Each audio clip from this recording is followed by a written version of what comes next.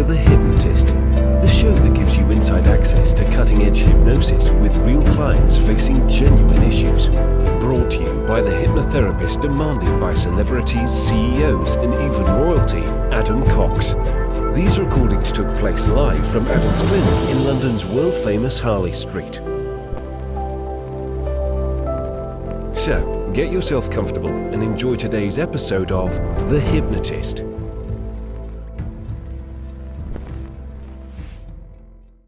Hi, it's Adam here, and you're about to listen to a hypnosis session about flashbacks to moments of either distress, trauma, embarrassment, or anxiety. And I was working with a lady who had various triggers, and some of those triggers came from very distressing personal experiences, and others were less serious. But the way that she described it, and I love it when clients volunteer their own metaphors, is that she said it's like an old radio that auto scans for the frequency, and it's like her brain is on a mission to locate some kind of memory from the past that was distressing or unpleasant in some way. She finds it, and then she has to deal with it, and that's a very unpleasant situation to deal with. So given that that's happening anyway, what this hypnosis session does is gives a tool to repurpose it and say, well, what if that's the starting point but not the ending point?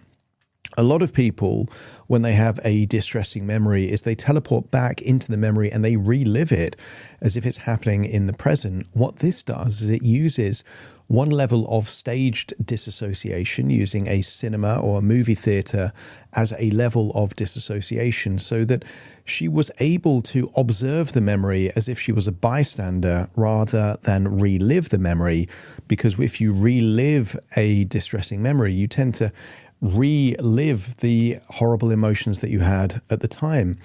Whereas if you're a bystander, you get to have an element of objectivity and perspective that isn't possible if you just relive the moment.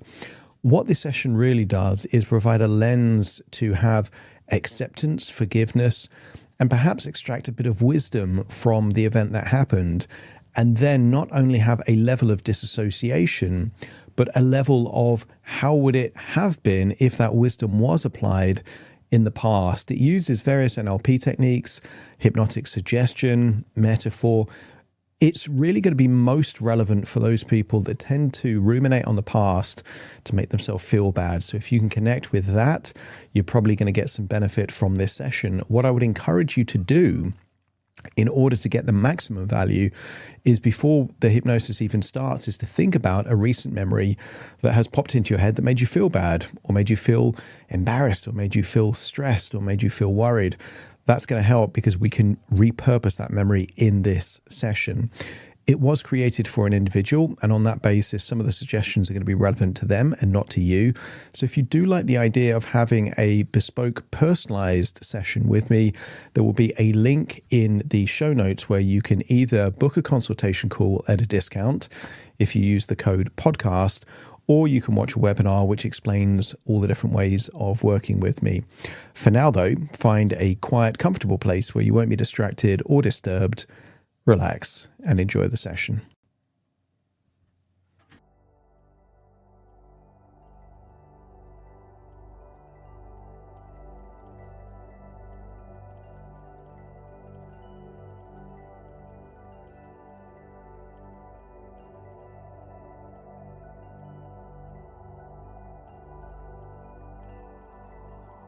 Take a deep breath in,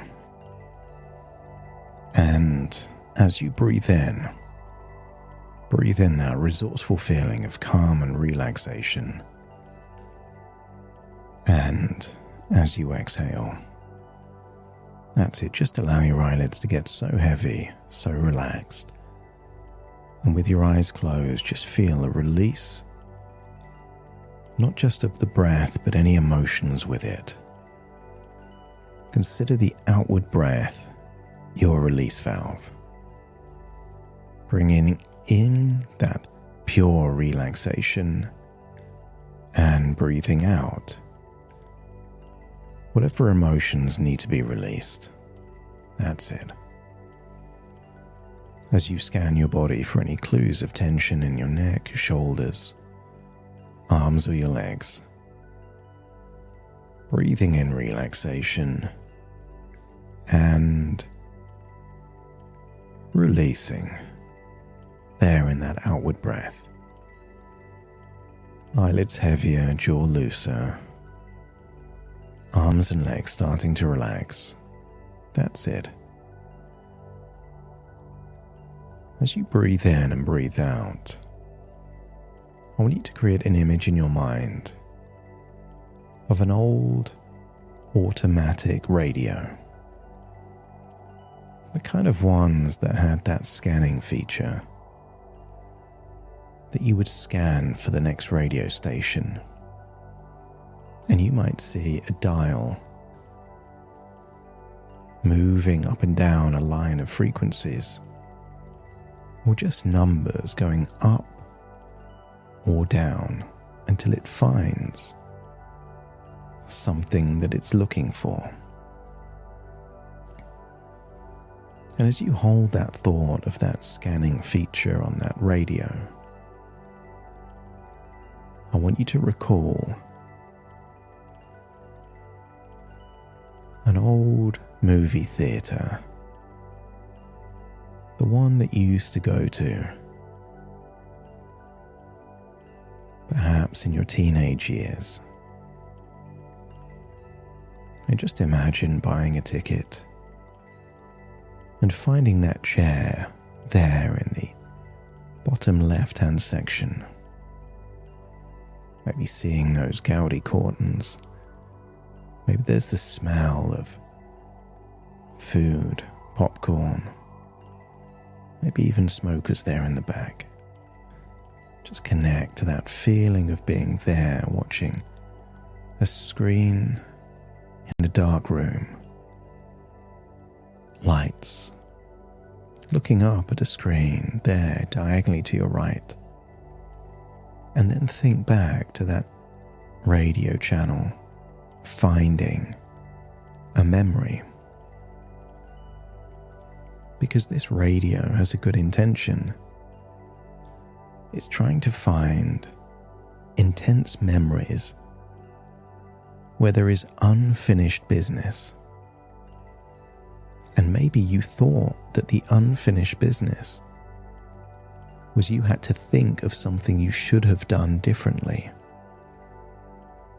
But that was never the goal.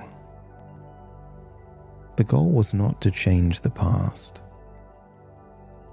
The goal was to either accept it, forgive it, or extract any final wisdom to influence the future, not punish you for your past. And just imagine that this radio finds a memory like that. But instead of experiencing it in your head, I want you to imagine experiencing it by seeing it on that screen in that old-fashioned cinema, the one with the smells and the sounds. And I want you to imagine seeing it on a screen as if you would see it through your own eyes. But then stop it. This is not what this cinema is for. So I want you to imagine you at your current age are going to go back to the memory as a bystander. You can see that younger version of you there in the memory. But you're not in the memory. You're just watching the memory. And if you could imagine at your current age being back in that moment like an extra in a movie, like a secondary character that just happens to be there, let me know by nodding your head. That's it. Remember, you're you at your age, seeing the younger version of you, but they can't see you. You're like an invisible entity. You can see them, they can't see you. And I want you to observe it exactly as it happened, not changing anything. I want you to see that younger version of you and accept that you didn't have the knowledge then that you do now. That the tools you had then are not the same tools you have now. I want you to look at that younger version of you through the lens of compassion and understanding. You have empathy and sympathy for that younger version of you. You could spend a lifetime and you wouldn't find a single person on the planet that hasn't made a mistake, that hasn't done something that with hindsight they regretted. Everyone alive has made mistakes and would do things differently if they could go back in time and change them. And yet we can't. So when we think back of the past, it's not to actually change the past. It's to either accept it, forgive it, or extract wisdom that could influence the future. And I'm wondering, as you look back at this memory, the one that radio found, what's the ideal thing to do here? To accept it, forgive it, or to extract one piece of wisdom that can influence your future. And some memories you can only do one of these. And some memories you can do all three. You can accept what happened, forgive yourself if there's something you did that you'd rather you didn't, and yet still learn a lesson that can influence your future. So let's try that now. Observe as the bystander the memory that automatic radio found. And if you can accept that what happened happened, even if you don't like what happened, you can still accept that it happened. Let me know by nodding your head. That's it. Acceptance is important. And if there's any culpability or perceived culpability,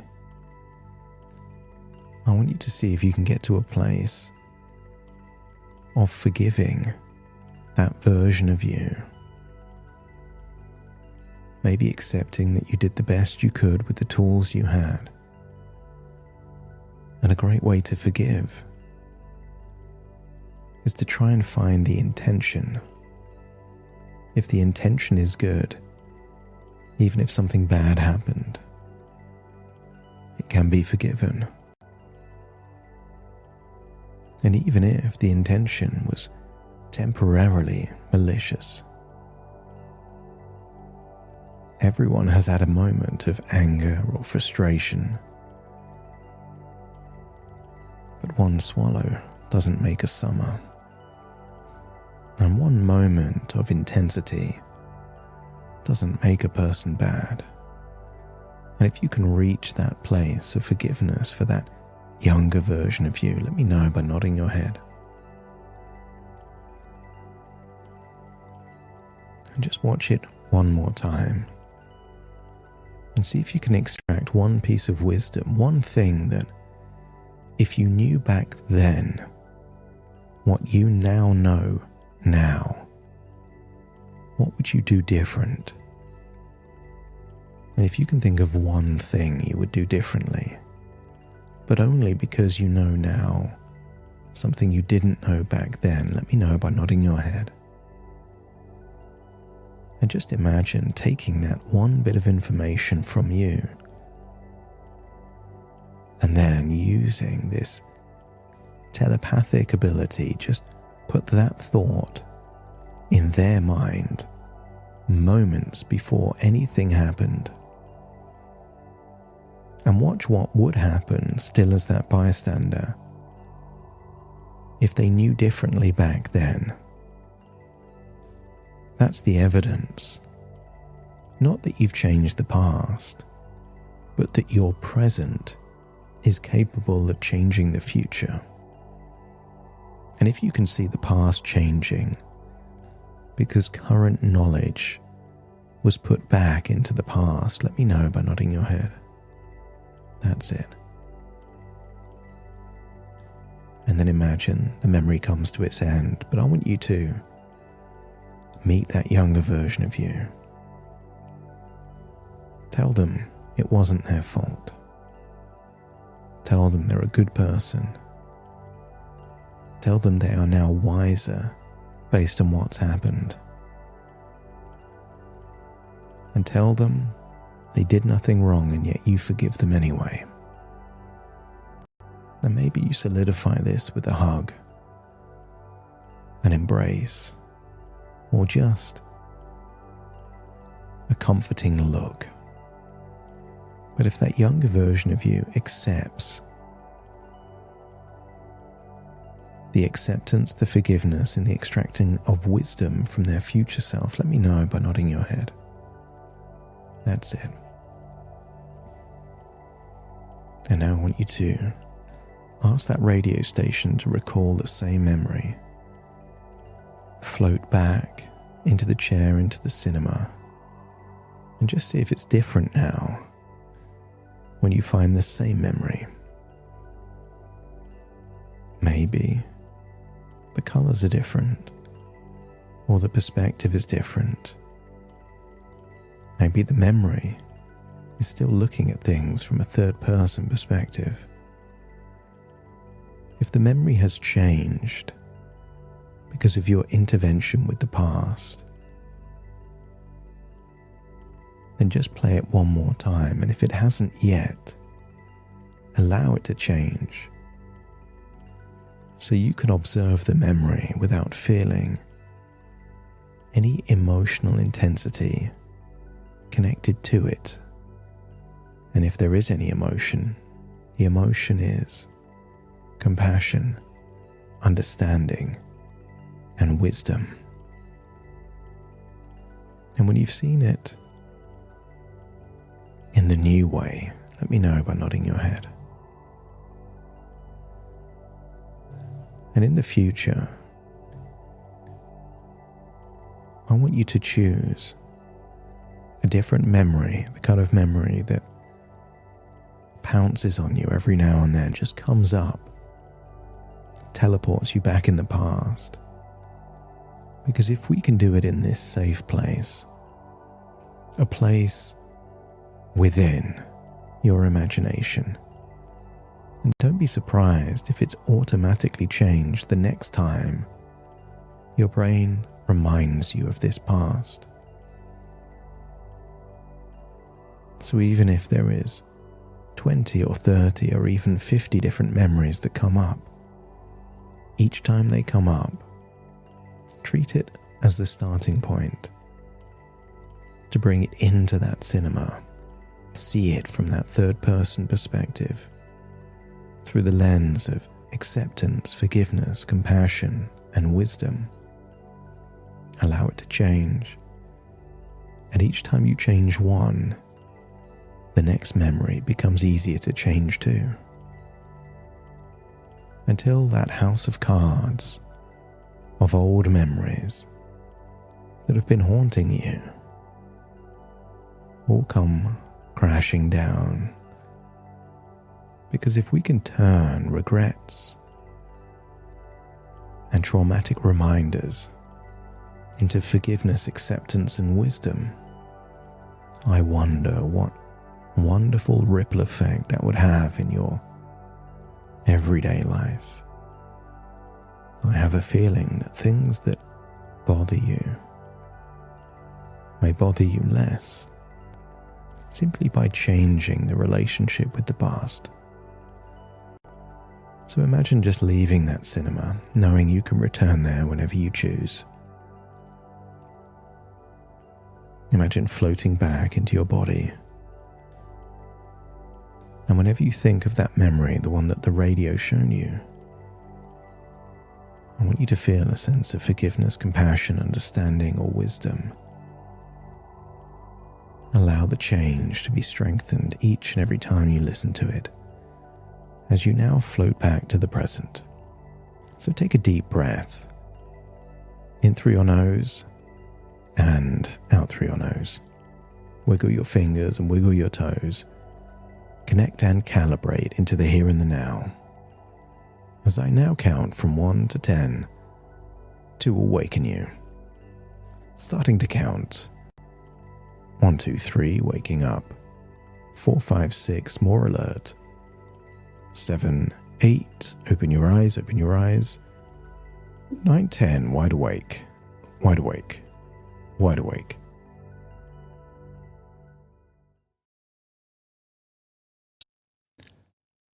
Thank you so much for joining me on today's episode of The Hypnotist.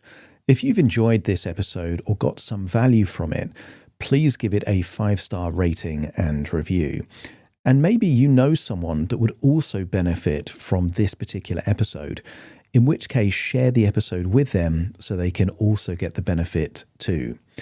And if you would like to listen to this episode where it's just the hypnosis, so no intro, no outro, no explanation, just the hypnosis and completely ad-free, there will be a link in the description where you can subscribe at a very low cost and only get access to the hypnosis. So if that's of interest, please check that out.